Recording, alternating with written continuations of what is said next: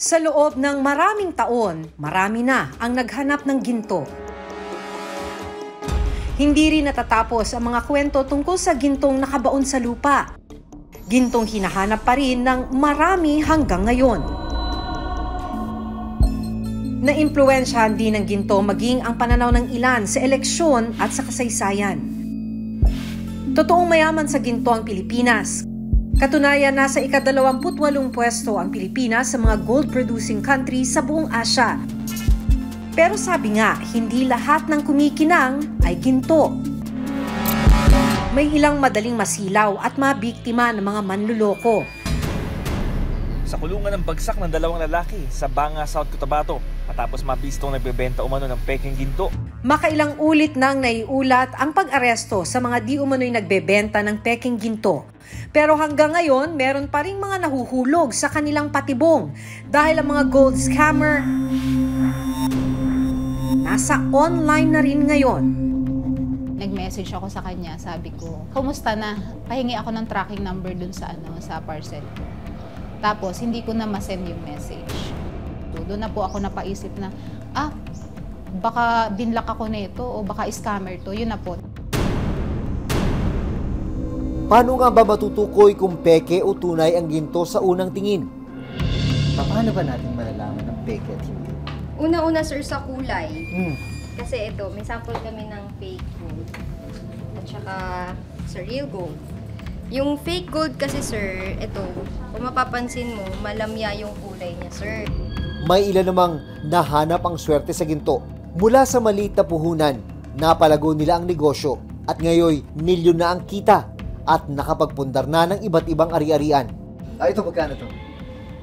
155,000 po. Grabe, mahal, no? O ito? 175 po yan, sir. 542,000. Ito, 500 plus. Oo. Grabe, no?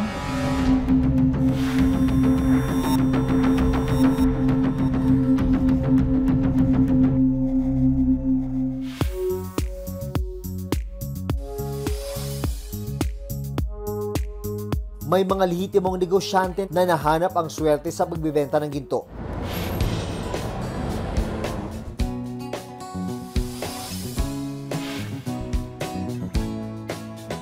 Ngayong umaga, naghahanda ang 27 years old na si Lovely para sa kanyang online selling. Ang bida sa kanyang pagbibenta, mga alahas tulad ng diamonds at gold. Hello! Ayan, welcome sa ating live selling. Ano bang hanap mo, madam ko? Sa diamonds natin. Meron ako dito, napakaganda, bagong dating lang nito. Malahart evangelista talaga ang peg. Tignan mo naman. Kalahati ng daliri mo, be. Tignan nyo mabuti mga sis, kung gaano kaganda. Katulong ni Lovely sa selling ang kanyang nakababatang kapatid na si Jennifer, 25 years old. Wala pang isang oras. Halos mga lahati na ang binebentang alahas ni Lovely. Goodbye na po mga sisi ko ha, mag-end live na po ako. Thank you so much po for watching. Nandito kami ngayon sa isang kilalang jewelry shop dito sa Makati City. Nasa 5 taon na ang ganitong klaseng negosyo. Ang may-ari, si Jen, saka si Lovely, magkapatid po sila. Kwento ng magkapatid, 2018 na magsimula sila sa magbibenta ng ginto. Ang una raw nilang ibinenta, isang pirasong gold necklace. Pinaikot daw nila ang tubong kinita at bumili ng bagong alahas. Dito na unti-unting dumami ang kanilang kliyente. Ang gaganda naman ng alahas nyo dyan. Ano ba pinakamahal dyan? Ito po. Necklace? Opo. Necklace po. Gaano kabigat to? 175 grams po. Ito yung bracelet niya, nasa 50 grams. Terno dapat yan? Terno dapat, sir. Pero pwedeng pero pwedeng benta na magkahiwalay. Opo, pwede po. Tapos ito, magkano to? 155,000 po. Ang grabe, mahal, no? O ito? 542,000. Ito, 500 plus. Opo. Ano bang nakukuha ng mga bumibili? Sabi nyo kanina mga fashion statement, di ba? Pero ano pa bang pwedeng makuha sa ginto? Small time investment siya. Hindi katulad ng pagbibili ka ng lupa, bibili ka ng mga properties. Malaki yung kailangan mo para mag-invest. Unlike sa mga gold kasi, worth 3,000 pesos lang, 5,000 pesos, investment na rin siya. Kasi after 2 years, 3 years, pag sinangla mo, mas mataas na yung value kung magkano mo siya nabili, na-acquire. Pagdating ng panahon at kailangan mo nagipit ka, eto yun. Yan Yes, talaga yun, sir. Ang ginto talaga. Oo, Yes, sir. Quick as one snap, sir. Pera kagad yan, sir.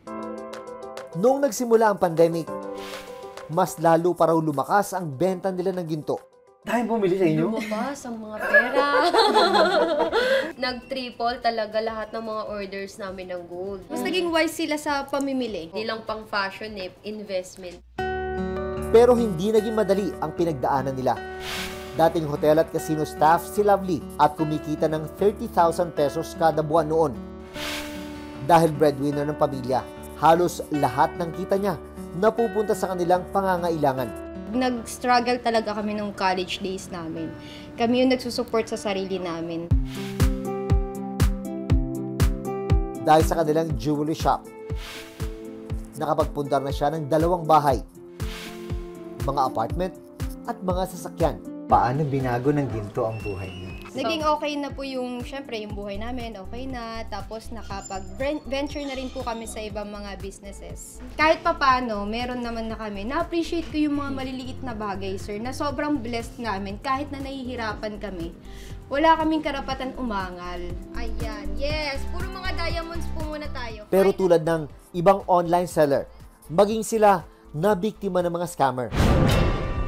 Ang isang scammer, ginagaya raw mismo ang kanilang Facebook page. Yung unang scam sa amin is fake payment. Nagbayad po sa amin si client. Old buyer na siya, sir. Nagbayad sa Kaya ka amin nagtiwala? Yes, sir. Hindi pala totoo yung Payment. payment niya. Yes, sir. Tapos, hindi na rin Dinoktor namin, yung ano. Opo, hindi na rin namin siya malocate, hindi na rin po namin ma-report sa police. Since online po siya, mahirap na po talagang hanapin.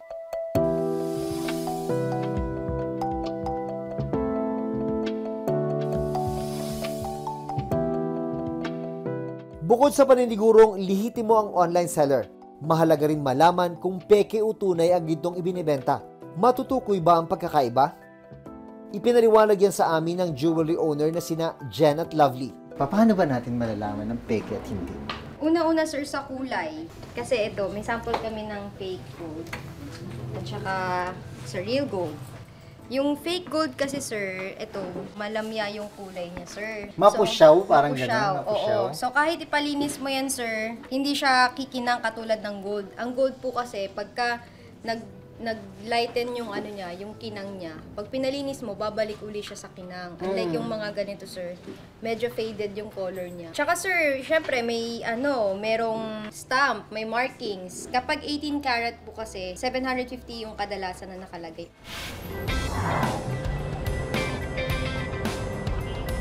Gaya ni Lovely, malaki rin ang naitulong ng ginto para mabago ang buhay ni Genevieve Peñafiel Perez. Customized gold accessories ang bestseller niya. Tulad ng kwintas, pendant, bracelet at singsing. Mabibili ito mula 10,000 pesos hanggang 50,000 pesos. 2021 lang nang sinimula ni Genevieve ang kanyang gold business. Dati siyang healthcare worker sa isang private clinic sa Mindanao. Nag-start akong mag-sell ng apparel, ganon, tumbler, online. Nagka-pandemic, nagsanla ako ng jewelry. Na-realize ko ang value ng gold. Happy client feedback of the day. Thank you so much. Ang ganda po namin. At dahil sa kanyang jewelry business, nakapagpagawa na siya ng bahay at nakabili ng sasakyan. Malaki talaga siya kapag nagsipag ka lang sa marketing, na ma-prove mo yung value and legitimacy ng tinitinda mo. And then, yung time and location freedom, since online lang po yung business ko, I get to work anywhere. Pero pag-aalala niya ngayon, dahil sa talamak na scam online, apektado ang mga kagaya niyang legit ang negosyo. Skeptic na yung mga buyers. Some of them will back out. Kailangan mo pa explain ng napakahaba yung process na legit talaga kayo, ganun. Mula sa mga sinuwerte, may iba naman nagkakalat ng malas, pero hindi sila nakaligtas. Hindi na nakapalag ang isang grupong nagbebenta umano ng Peking Gold Bar sa mga tauhan ng National Bureau of Investigation o NBI matapos mabisto ang kanilang modus. Tayo, easy lang brad ha. Hindi ka nalalaman. Tayo. Na-recover sa grupo ang isang Peking Gold Bar at isang Peking tipak ng ginto sa entrapment operation sa Rizal. Ayon sa NBI, inaalok ng mga suspect ang ginto online at sasabihing mula ito sa minahan sa Mindanao. Para makumbinse, unang magpapakita raw ng totoong gold powder ang grupo. Pero kalaunan, peke pa lang ibibigay nila sa kliyente. Noong 2020, ang isang gold trader natangayan ng 5.75 million pesos ng isang supplier na scammer pala. Sa pagsisiyasat ng Reporter's Notebook sa ilang online pages, ilang biktima ng gold scammer ang aming nahanap. Dahil sa taas ng value ng ginto, marami ang nahuhumaling dito. At kapag may nag-alok ng ginto, lalo na't sa murang halaga, sino nga ba ang hindi kakagat? 2020 na magka-interes sa ginto si Russell Recla, 30 years old. Ang diskarte ni Russell, bibili ng gintong alahas sa supplier at pagkatapos ay ibibenta online. Nakahanap nga ako ng legitimate supplier noon. Nagpo-post ako tapos nagpapautang lang rin sa mga kakilala. Nitong October 2022, nahikayat siyang bumili ng alahas sa isang page na nakita online. The page seems very legitimate kasi they have parang 53,000 likers, followers, and then makikita mo talaga sa mga bawat post nila may mga nagle-like. Nag-order si Russell ng isang customized necklace at 5 pendant. Sa kabuuan, nagkakahalaga ang mga ito ng 15,400 pesos. Ito, para sa anak ko sana, letter H kasi ang pangalan niya Heras Snow. Sabi ni Russell, agad niyang ipinadala ang bayad sa pamamagitan ng money transfer. Pero kinagabihan, hindi na raw sumagot ang seller. Sabi nung seller, i-contact nila ako within 3 to 5 business days for the shipping. Tapos, napansin ko na hindi na ako nakakapag-send ng message sa kanila. Yung pala, binlock na nila ako. Naipon daw ni Russell ang nawalang pera sa loob ng 6 na buwan. Magagamit na rin sana niya para sa mga pangangailangan ng 3 anak. Naku, napakabigat nun. Kasi yun din ay galing sa mga napagbentahan ko rin. Bilang isang ina I have 3 kids. 15,400 is napakalaking pera na para sa mga anak ko. Para masupport ko yung needs nila. Matapos i-block ng Facebook ang scammer, dito na niya nalaman na hindi siya nag-iisang naloko online. So, nag-post ako dun sa page na yun, kung saan marami ding na-scam. So, gumawa ako ng group chat namin. Biruin mo, within that week, 200,000 yung na-scam nila sa iba't ibang tao na hindi naman nila pinaghirapan. Ginusto sana ni Russell na magsampa ng reklamo laban sa seller. Pero hindi raw naging madali ang pagsasampa ng kaso.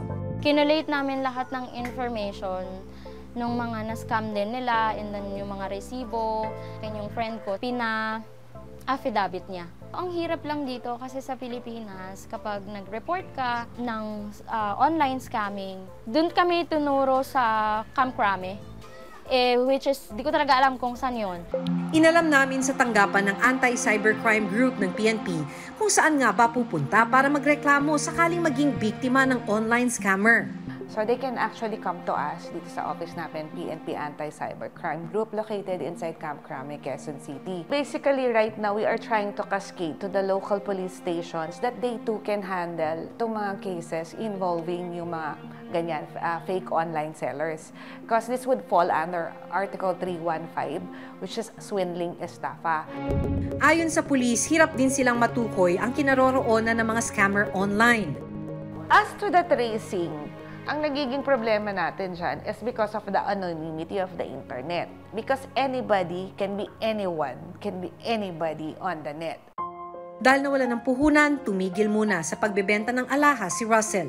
Puhunan yun, pero dahil nga na-scam nila, and na-scam na nila, wala na rin akong magagawa. Sobrang bigat ng pakiramdam ko.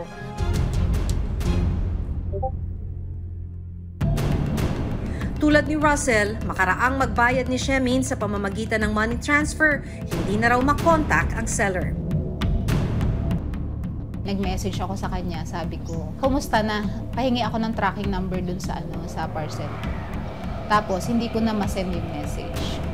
Doon na po ako napaisip na, baka binlock ako na ito o baka scammer to. Yun na po.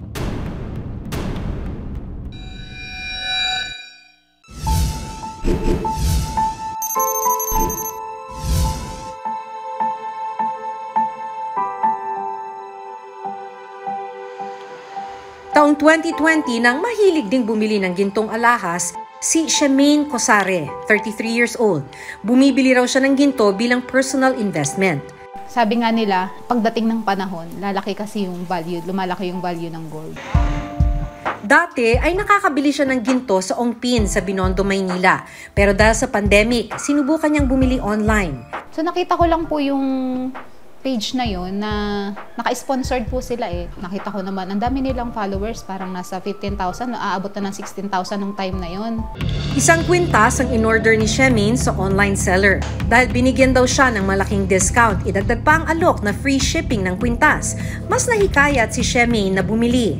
Nasa 17,000 yung pinresyo nila. Hanggang, syempre, tumatawad, natural lang naman. Tumawad ako. Pumayag daw yung boss niya. Tulad ni Russell, makaraang magbayad ni Shemin sa pamamagitan ng money transfer, hindi na raw makontak ang seller. Then 23, nag-message ako sa kanya, sabi ko, kumusta na? Pahingi ako ng tracking number dun sa parcel ko. Tapos, hindi ko na ma-send yung message. Doon na po ako napaisip na, baka binlock ako na ito o baka scammer to. Yun na po. Laking paghihinayang ni Shemin sa perang nakuha sa kanya ng online scammer. Na-stress talaga ako kasi syempre 14,700. Malaki na din yun. Kung syempre pag magbabakasyon kami noon, naisip ko pang panghanda na to dito. Kasamang ibang mga nabiktima, nagpa siya si Shemin na magsampa ng reklamo. Then ang sabi nila sa akin is i-invite na lang daw nila ako as witness. Kasi na-i-file na nila, din kami doon na isa din kami sa mga na-scam. Sa datos na nakuha ng Reporter's Notebook sa Anti-Cybercrime Group ng Philippine National Police o PNP, nasa 106 ang bilang ng mga nabiktima personal at online ng mga gold scammer. Pero nasa 3 lang ang nagtutuloy ng kaso.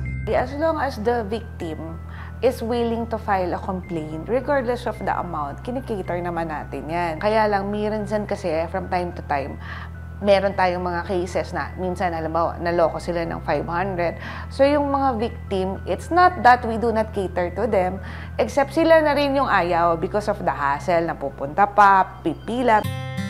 Huwag basta maniwala sa mga bulaklak na pananalita ng mga nag-aalok ng ginto.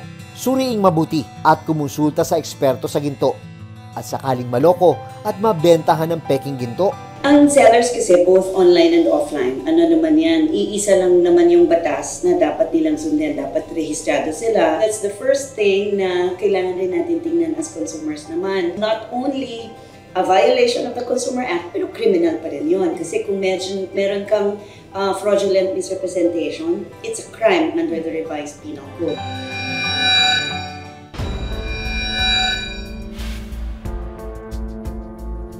Totoong madaling makasilaw ang ginto, pero kung hindi mag-iingat, mas madali rin tayong maluloko.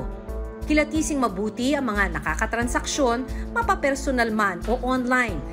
Para hindi magsisi sa huli at maging tanso pa ang dapat sana ay ginto. Ako si Jun Veneracion. Ako si Maki Pulido. At ito ang Reporter's Notebook.